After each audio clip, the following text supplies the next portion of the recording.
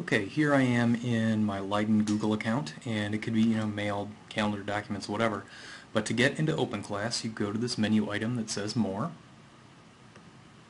and you'll see a number of options there, and OpenClass is one of them. So select that,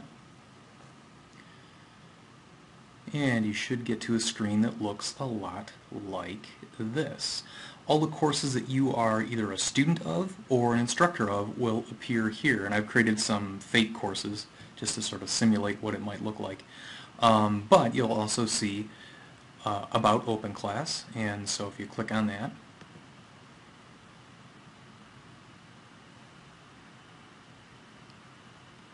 it'll load the course, and in no time there you are. So from here what I want to do is give you a quick overview of some of the features of OpenClass.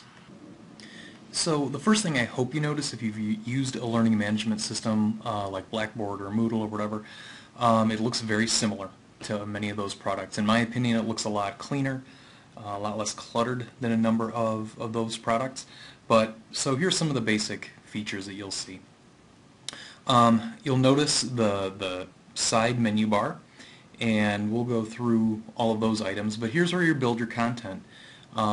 These top items here are sort of a default, so when you open your courses those will be created, and then what you start to do is build your content.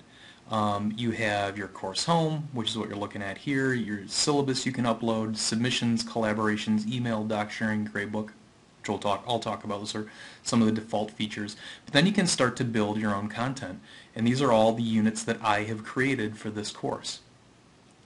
Now, what you'll also notice is this main area in the course home. You can kind of see what they're going for. It's sort of a Facebook-y kind of feel to it. You can post to the wall, so your students will see that on the wall, and students can talk to each other. It's all a closed environment. It's not really like Facebook. It's not open to the world, but it's just to you and your students. So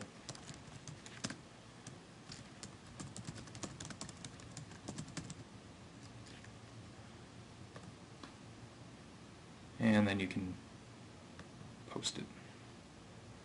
So there you go. One thing you'll also notice, and this is one of the really key things about OpenClass, is up here in the top right you'll notice, well, that should be a mail symbol, but mine has this number 999 plus on it. That means I have over 999 unread email messages. I know it's a problem. I'm dealing with it. I've admitted the problem, but you should see a little red circle there with your number of unread email messages, but your students will as well.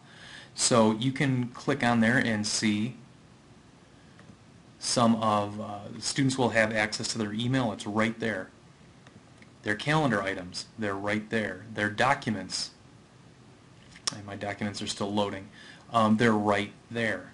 In addition, here is actually a chat feature. And right now there are no online users, but you would have your students there.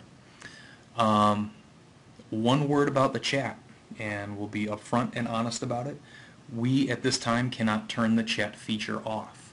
So that's something you're going to have to think about as you're designing assessments and designing courses and things like that. We'll talk about that later.